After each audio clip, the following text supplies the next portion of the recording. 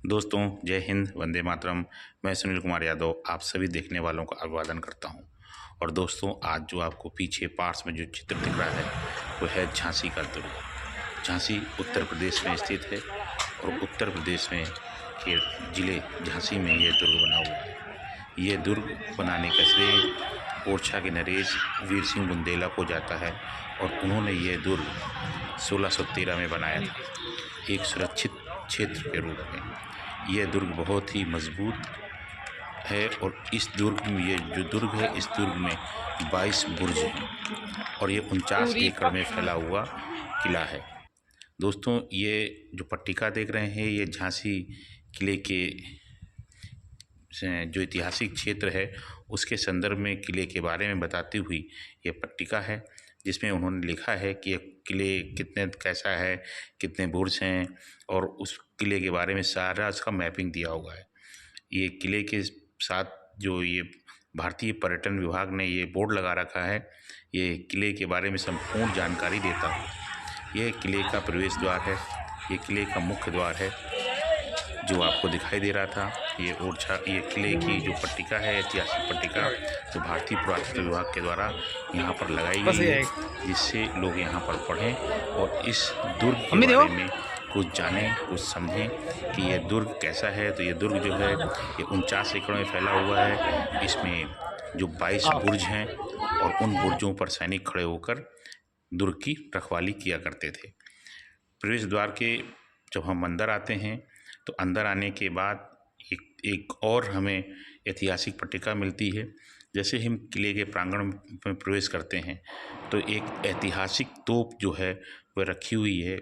यह तोप, अगर हम इस तोप का उल्लेख न करें तो झांसी के किले का 1857 के स्वतंत्रता संग्राम का औचित्य नहीं होता है, क्योंकि इस तोप को चलाने वाला एक बहुत ही कुशल व्यक्ति था जिसका नाम था मोहम्मद गौस खां, जो अंतिम समय तक इस तोप के द्वारा किले के बुर्ज की रक्षा करता रहा। इस तोप का नाम है कड़क बिजली तोप।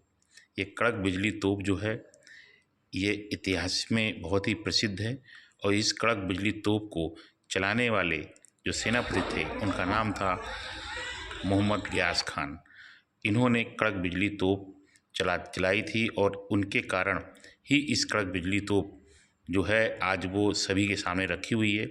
ये किले में प्रवेश करते ही कड़क बिजली जो तोप है ये लगभग 5 मीटर से ज़्यादा लंबी है।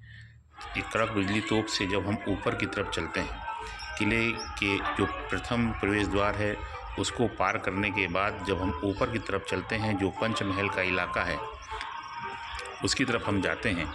इस किले को हम 3 भागों में बांटते हैं। नंबर 1 बारादरी, नंबर 2 शंकरगढ़ और नंबर 3 पंचमहल। इस किले को हम 3 भागों में बांट सकते हैं। ये हम प्रवेश किले के जो दूसरा प्रवेश गेट है उस गेट की तरफ बढ़ते हुए, इस गेट में प्रवेश करने के बाद ये जो दूसरा गेट है इसके दोनों तरफ उस समय की बंदूकें रखी हुई हैं। प्रवेश करने के बाद जब हम अंदर आते हैं, जैसे ही हम बारादरी में प्रवेश करते हैं तो एक छोटी सी तोप रखी हुई है।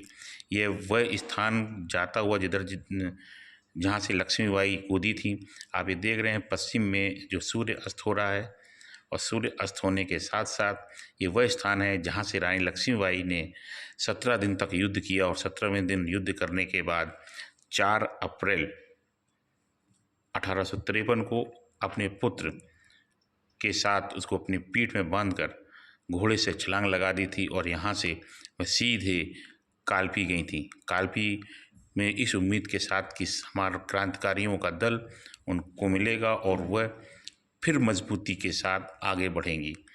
ये आप देख रहे हैं सूरज जो है वो पश्चिम की दिशा में अस्त होता हुआ, और कितना ही सुंदर और कितना ही मनोहर दृश्य कि सूर्य पश्चिम में अस्त हो रहा है। झांसी के दुर्ग से आप ये क्षेत्र देख सकते हैं।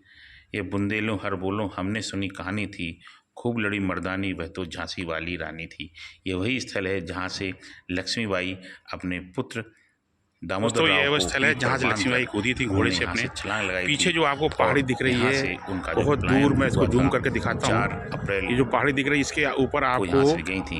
ये दूर पहाड़ी वो पर एक आपको एक स्टैचू सा चित्र दिख रहा है, वो हल्की सी एक लाइन मेजर दिख रही है ध्यानचंद का कट के स्टैचू है। सामने। एक मेजर पहाड़ी पर बना ध्यानचंद हुआ की हाथी के स्टैचू साथ बनी में हुई आपको है, एक लाइन सी दिख क्योंकि रही होगी। मेजर वह ध्यानचंद जो झांसी हाथी के में जो जादूगर मेजर कहते ध्यानचंद थे है वो यहीं झांसी उनका में थे स्टैचू है। और वो हीरोज़ पीछे के आप देख लिए रहे खेला हैं करते थे।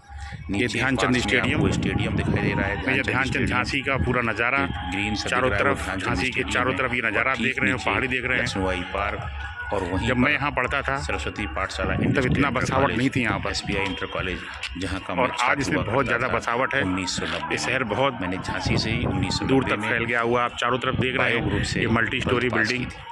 ये झांसी वो झांसी का कैंट चारों एरिया, तरफ का पीछे व्यू, जंगल जो दिख रहा है। आप ये जो किला है ये डोंगरा पहाड़ी पर बना हुआ है और इस किले ये को दुर्ग बनाने के का सबसे श्रेय जो ऊपरी हिस्से 1613 पर में हम जाता है इस समय वो खड़े हैं। बुंदेली शासक राव वीर सिंह बुंदेला को जाता है। ये किले का वह स्थान जहाँ पर फ्लैग लगा हुआ है, भारतीय झंडा लगा हुआ है, भारतीय तिरंगा लगा हुआ है। यह किले का ऊंचे जो सबसे बुर्ज है, ये सबसे ऊंचा बुर्ज है जहाँ पर लोग आते हैं और अपनी यादों को समेटते हुए फ़ोटोओं को खिंचाते हैं। ये बुर्ज जहाँ भारतीय तिरंगा शान से लहरा रहा है और झांसी का आप यहाँ से व्यू देखते हैं जो बहुत ही सुंदर और मनोहारी है। यहाँ सभी पर्यटक आते हैं इस झांसी के बुर्ज पर, ये तिरंगे बुर्ज पर आकर अपनी मेमोरियों को, अपनी यादों को तरोताज़ा करते हैं और उस महान हस्ती को याद करते हैं जिसने अपना सर्वस्व न्यौछावर कर दिया और देश के लिए अपने प्राणों की आहुति दे दी।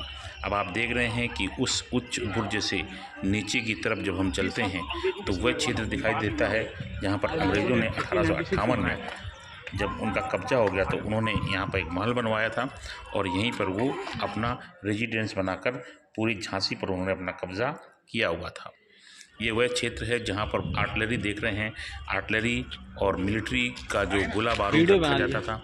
इस तल से नीचे जाकर, सीढ़ियों से नीचे उतरकर एक ग्राउंड, एक वो बना हुआ है कमरा, कक्ष बना हुआ है जहाँ वहाँ इसी एक कक्ष में जो बना हुआ है यहाँ पर आर्टिलरी और गोला बारूद रखा जाता था।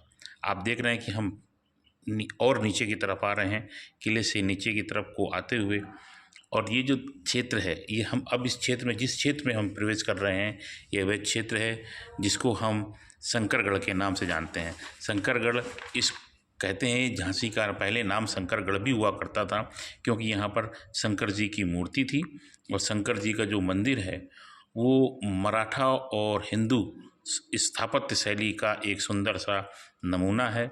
और जब हम शंकरगढ़ की तरफ बढ़ते हैं, शंकरगढ़ की तरफ जब हम चलते हैं तो वहाँ पर फांसी गृह है, हैंगिंग टावर भी बना हुआ है। आप ये देख रहे हैं कि हम शंकरगढ़ की तरफ आगे बढ़ते हुए जा रहे हैं और ये शंकरगढ़ जो है और नीचे के किले के जो सबसे डाउनफॉल का एरिया है वहाँ पर है। और यहीं पर आप शंकरगढ़ की तरफ बढ़ते हुए नीचे आते हुए और डाउनफॉल आप देख रहे हैं कि हम किले से कितना नीचे उतर रहे हैं। कुछ सीढ़ियों के द्वारा, कुछ स्लोप के द्वारा उतरते हुए नीचे आ रहे हैं। आप किले की बुर्ज को ऊपर से गर्दन ऊंची करके देखेंगे तो भी शायद आपको नहीं दिखाई देगा वह किले का वह उच्चतम बुर्ज।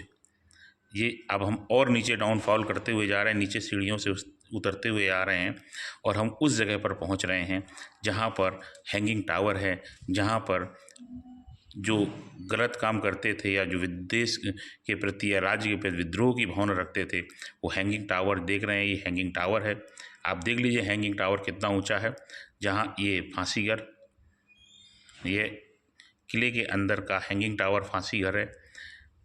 ये आपको ये, हाँ, ये वह क्षेत्र है, ये जहाँ पर पटरे लगाए जाते थे, सैनिक खड़े होते थे और रस्सी के माध्यम से यहाँ पर फांसी पर लटकाया जाता था। कभी फांसी, कई अवसर ऐसे होते थे जो विद्रोह करते थे उनको भी फांसी दी जाती थी। तो सामने आप इस फांसीगढ़ के हैंगिंग टावर के सामने एक विशाल सा प्रांगण है जहाँ पर लोग विद्रोह करने का नतीजा बैठकर अपनी आँखों से स्वयं देखा करते थे। दोस्तों, जब ये हैंगिंग टावर से हम और नीचे की तरफ जाते हैं तो वह स्थान आता है जिसे हम शंकरगढ़ के नाम से जानते हैं।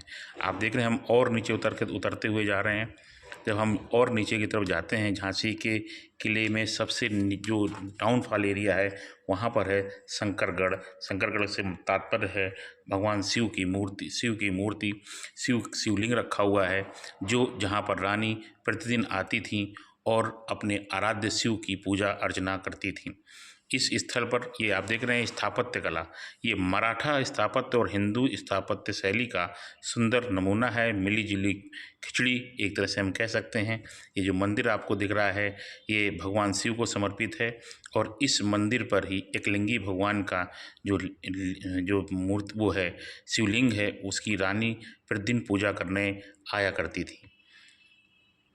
ये शंकरगढ़ के बारे में, इस मंदिर की स्थापत्य शैली के बारे में, जो शिव मंदिर है उसके बारे में पट्टिका लगी हुई है कि ये मंदिर मराठा शैली का बना हुआ है, एक सुंदर नमूना है। आप जैसा देख रहे हैं रानी लक्ष्मीबाई नियमित रूप से यहाँ पर पूजा अर्चना करने के लिए आती थीं और ये महाशिवरात्रि के दिन पूरे श्रद्धालुओं के लिए खुला रहता है। यह मंदिर याद दिलाता है कि हमारा अतीत कैसा था। ये आप मंदिर के अंदर का भाग देख रहे हैं, वह प्राचीनतम शिवलिंग जिसकी पूजा स्वयं रानी लक्ष्मीबाई करती थी। उस प्रांगण पर जाकर बहुत ही आत्मसुख मिलता है, उस स्थान पर जाकर कि उस शिवलिंग की पूजा महारानी लक्ष्मीबाई करती थी। आज मैं भी वहाँ जाकर उसी शिवलिंग की पूजा करके अपने को धन्य महसूस करता हुआ, अपने को गौरवान्वित महसूस करता हुआ। दोस्तों, यह शिवलिंग वही शिवलिंग है जिसकी पूजा हमारी, जो हम पर जिनका गर्व है, भारत की नारी लक्ष्मीबाई जो शिवलिंग की पूजा करती थी, उस स्थान पर पहुंचकर मैं खुद को गौरवान्वित महसूस करता हुआ।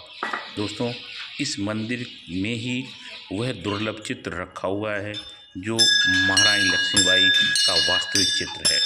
आप यहाँ पर आए हैं मेरे साथ यहाँ तक, तो वह स्थान, वह उनका ओरिजिनल, वह उनकी फ़ोटो देखिए जो अल्फ्रेड जो म्यूज़ियम है वहाँ पर उनका यह चित्र रखा हुआ है। अल्फ्रेड ये महारानी लक्ष्मीबाई का ओरिजिनल चित्र जो मंदिर प्रांगण में रखा हुआ है। और लक्ष्मीबाई शंकर जी की पूजा प्रतिदिन यहाँ पर करने आती थी। ये मंदिर जो है बुंदेल और मराठा शैली के मिश्रण से बना हुआ है। ये लक्ष्मीबाई का ओरिजिनल चित्र विक्टोरिया अल्बर्ट म्यूजियम में रखा हुआ है। रानी लक्ष्मीबाई का चित्र जैसा इसमें देख रहे हैं, लिखा हुआ है, ये उसकी प्रति है। विक्टोरिया अल्बर्ट म्यूजियम में रखा हुआ रानी लक्ष्मीबाई का चित्र। शंकरगढ़ से एक बार हम फिर ऊपर आते हुए पीछे पार्श्व में आप फांसी घर देख रहे हैं। वो फांसी घर और वह लॉन जहाँ पर बैठकर सभी लोग मंत्रणा करते थे और फुर्सत के क्षणों में हंसी मजाक किया करते थे।